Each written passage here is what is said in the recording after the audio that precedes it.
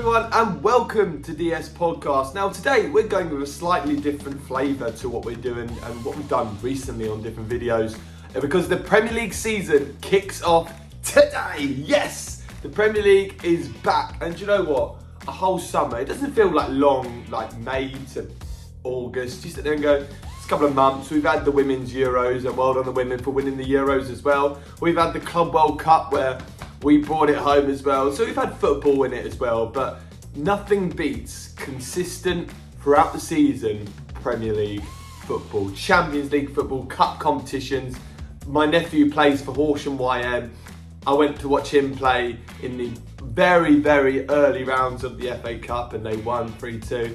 So it was great just to have Cup Premier League football back, and I'm ready for the season, and I'm also ready for fantasy football. Yes, now with the Premier League being back, that means one thing: fantasy football is back, and it's better than ever before. Well, to some people, debatable, but this is my second year really taking fantasy football seriously. A couple of years before, I do what a lot of people do. You make a team, first 3-4 weeks you're in, and then when you get to October you forget, and then you fall down, you go, oh, there's no point.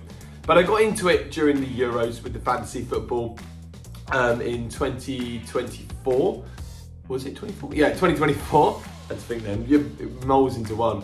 And last season I really took it seriously, and we have our own league, our own fantasy league on DS Podcast. So if you're wanting to join, head over and hit that link there and join in, because we want as many people as possible. And hey, we've got some real ballers in this fantasy league. So if you want to showcase what you've got, then join our league. Hit that link below. And so I thought I'd do this video, just a little quick video, just to talk about what we've got with the FPL and my team that I've picked going into the season that kicks off today. I'm still so excited, still so buzzing that Premier League football is back. Saturday nights, they're back.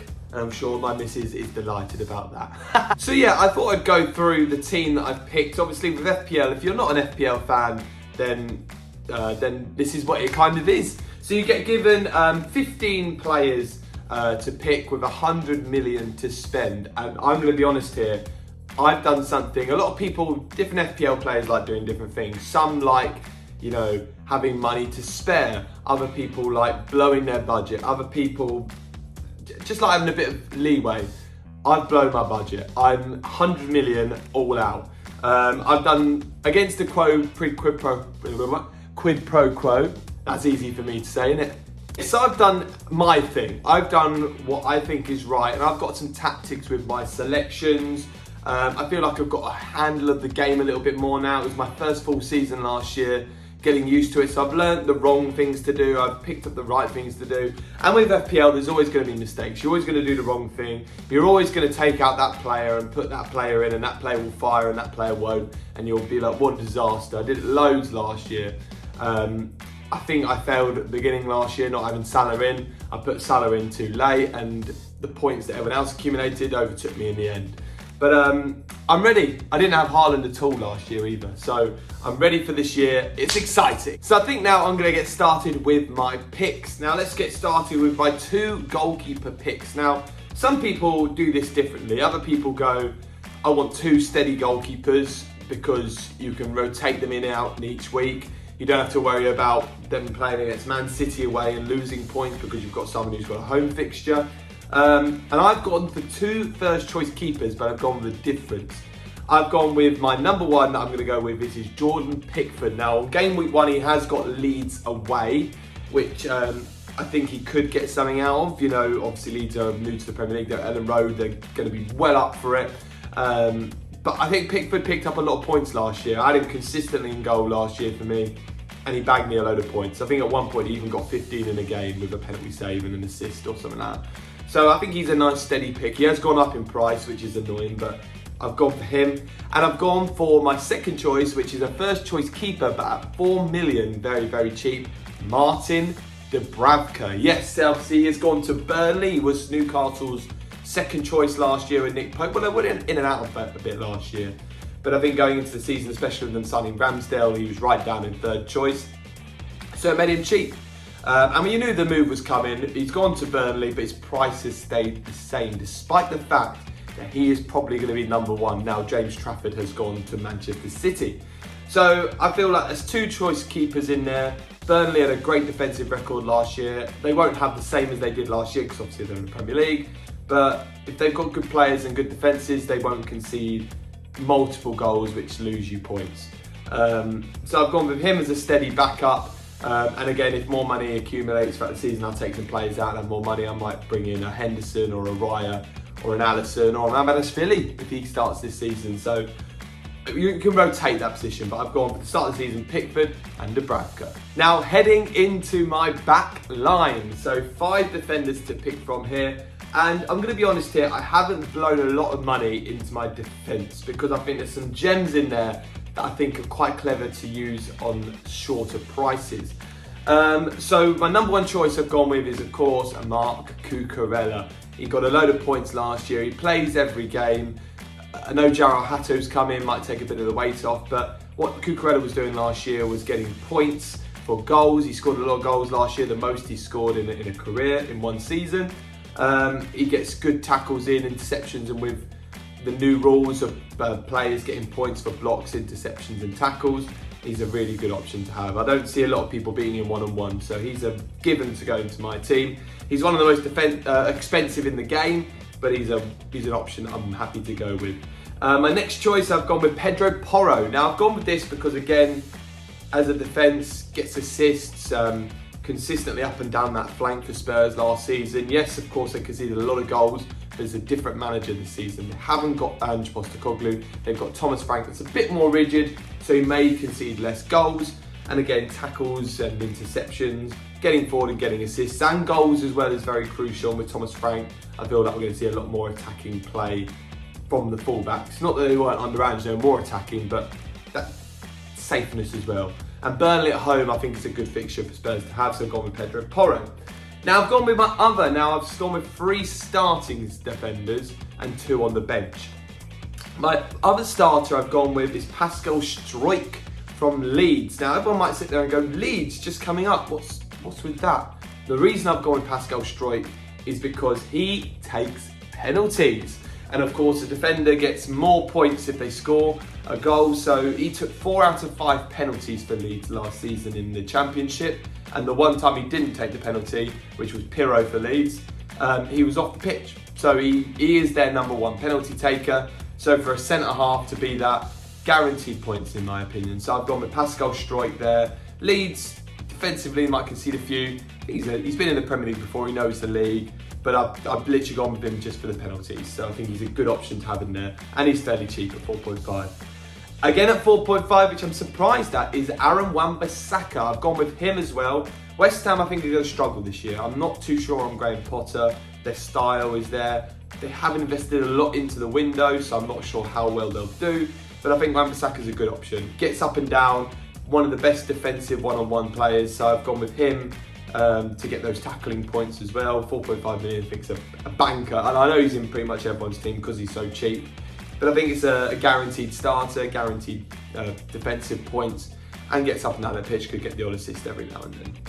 So I've gone for Wan-Bissaka. And my last one, I think, is a throwaway because as an FPL rule, and certainly for me, you never play more than 4. You never play more than 4. So 5 at the back will never happen. So I've gone for a nice, steady, cheap 4 million defender that's never going to play and happily going to sit in my third substitute role is Ronaldo, not Cristiano, not the Brazilian R9. Ronaldo of Sunderland, 4 million. He started a lot last season. He's an experienced player, will get points. So when that bench boost comes in, he'll get me 2 extra points. But for 4 million, just to sit and not do anything for the rest of the season, I think he's a guaranteed banker. So I've gone with Ronaldo as the 5th choice defender. So Cucurella, Porro, Struijk, Wan-Bissaka and Ronaldo. Now moving into the midfielders. Now with this as well, you get 5 midfielders, and I've gone with 5 steady choices here for me in that position. A big question is, I suppose everyone's going to sit there and go, have you signed Mo Salah? Mo Salah, obviously, who was the top scorer last season, the top assists, guaranteed points last season. He was unbelievable, easily the player of the year. It was a given. I've never known a Premier League player of the year so obvious. than it was last season. I've gone with Mo Salah, 14.5 million though. It's a lot of money. But again, when you've scored that many goals, get that many assists and be that important, yeah, of course you're gonna be that expensive. A lot of people saying not going with Salah because last season everyone was saying he was playing for the contract, but Mo Salah is a world-class player. He guaranteed goals, and when you're that good and scoring that many goals consistently, it continues. You don't just put your feet up. You know, this isn't an Aubameyang situation. This is a guy who is consistently world-class at the top level and wants to create a legacy. You know, the talk of, is it him or Ronaldo on that right wing? He'll want to bank that. So, and again, going for the league this year, I think he's guaranteed. And Salah, to take Salah out of your team, the best thing to do is take him out at the end of the season, because that's when he flags a little bit. His numbers towards the end of the season compared to the starts of seasons in previous years is night and day. So I'm going to put him in at the start, and he's got Bournemouth at home. So I think under the lights, first game of the season, Salah bags, and he has penalties as well. So Mo Salah is a given in that team, and he is my captain. I've gone with Mo Salah as captain of my team. Going into the other positions, I've gone with another Chelsea player. Now this was tough because I looked at it and went, could it be Caicedo for interceptions and tackles, getting points there? Could it be Enzo because he does that and gets goals, but is he going to start every game with Lavia and Andre Santos? I've gone with, maybe it's premature, but I've gone with Esteval. Now, I am buzzing with this guy. Buzzing. I'm so excited. For pre-season, he looked unbelievable. Scored as well. The best thing to come out since Neymar from Brazil is what the reports say when we bought him, and continually in the Brazil squad. He looks good. Obviously, we've got to see how he transparents that to the Premier League, but I'm willing to put him in. He's 6.5. If he kicks off and starts doing well, his price will go up, and then it'll be hard to get him in the team then. So I'd rather take a punt and put him in now at cheaper and see how we get on. But I've gone with Esteval. Pre-season's just got me, so I'm excited. I'm really, really excited. Next, I've gone with Reinders of Manchester City. Now, he scored 2 in a pre-season game recently, 2 great finishes, but he's not an attacking midfielder. He's a box-to-box player, so he's going to score goals, he's going to make tackles, he's going to make interceptions, he's going to make blocks, he's going to get assists. I think he's a really, really good player. I think people don't really speak a lot about him in terms of best midfielders in the world. I think he is. I think he's top quality. So I've gone with Reinders in as well from Man City. I think he's going to be very exciting this year. And Man City are going to go for the league this year, so he'll be important for that and a guaranteed starter. My next 2, I've gone with, on the bit of the cheaper side, I've gone with Bellegarde of Wolves. Now, this is one that everyone's going to go, Bellegarde, that's a weird choice. But he takes free kicks for Wolves. He takes corners for Wolves. So that way you go, assists could come in because of corners and heading in. And I saw a lot last season, especially towards the end when Victor Pereira started getting them going a little bit more. I saw his name consistently come up a little bit more every time. So I went, this season I was like, right, I'm going to put him in because I don't think people appreciate how good he is. And again, with midfield, interceptions and tackles now, that's a game changer now to this FPL thing. So I put him in because of that option as well. And my final choice, I've gone with someone who I can't believe actually is that cheap, but is going to be a guaranteed very, very good player. Marcus Edwards of Burnley. I've gone with him because he's very, very cheap, and a couple of years ago, people were talking about him being one of the most exciting players in Portugal. You know, he was playing for Sporting, he was doing a marvellous job. I remember watching him play against Spurs once, and he tore them apart. So I think for how cheap he was, I think he was a guaranteed guy in my team. He'll start, he'll get assists, he'll get goals for Burnley. Maybe not the numbers that we need, but for again, a 5th choice midfielder who might be on the bench week in, week out, I think it's a guaranteed guy that's going to go in there. So Marcus Edwards, I think, could be a gem in this game early on with the price. And finally, into my attackers. Now, this is where I've spent money as well, because strikers score your goals. They score your goals, and goals get you points. So I've gone with 3 bankers here. That's why I've spent less on the defence and less on the midfield, because I've gone, we need 3 bagsmen. Have I gone with Haaland? I've gone with Salah, who's 14.5 million. Haaland is 14 million. And yes, I've done it. Yes, I have done it. Again, Haaland, at the start of the season, he bags. You know, last season, 3 games in, he'd scored 2 hat-tricks. He's that good. So I feel like towards the end of the season, mid-season, that's when we can like maybe take him out or Salah out and get more money and get more players in. I guarantee Saka will come in at some point, Palmer will come in at some point, Wirtz, if he kicks on, will come in. So it's all movement, but going into the start of the season, Wolves away, who lost a couple of players, might not be as good as they were. He scores on the opening day, he does. So I feel like he had to go in, and he's going in as my vice captain as well, of course. It would be silly not to. So yes, I've gone with a world of Salah and Haaland both in my FPL. I've just risked it. Let's do it. People say it can't be done. It definitely can. Moving on to my other two strikers. One guaranteed player in my team, and actually has been voted, well not voted, it's been confirmed that he's the most used player in FPL this year. João Pedro, yes. Now yes, it's pre-season. Yes, it was the Club World Cup very early on. But he looks good.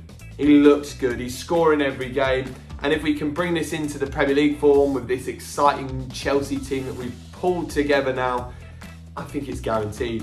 He won't take penalties, obviously, because Cole Palmer's there. But if Palmer's ever off the pitch, then João Pedro's going to take them, I suppose. The only thing is people are saying, obviously, with a substitute like Delap and a player that we've got there, is he going to play consistently 90 minutes and get minute points? We'll have to see. We'll see how we get along. It's a good option having Liam Delap on the bench. I'm very excited to see how he does. So yeah, I suppose that's the one thing we'll look at and go, is he gonna, play the whole game? But if he scores in the game, he gets the points. It doesn't matter if he plays beyond 65. As long as he can get past that 60 point and get the extra point for match played, then we'll go with that. So Pedro is in my team. And finally, my final position up front. This is where I'm struggling, and I might need FPL fans' help with this going forward. I've got two. Now, one is a player that's got a very good opening fixtures and is at home on the first game, the number one striker, could get goals.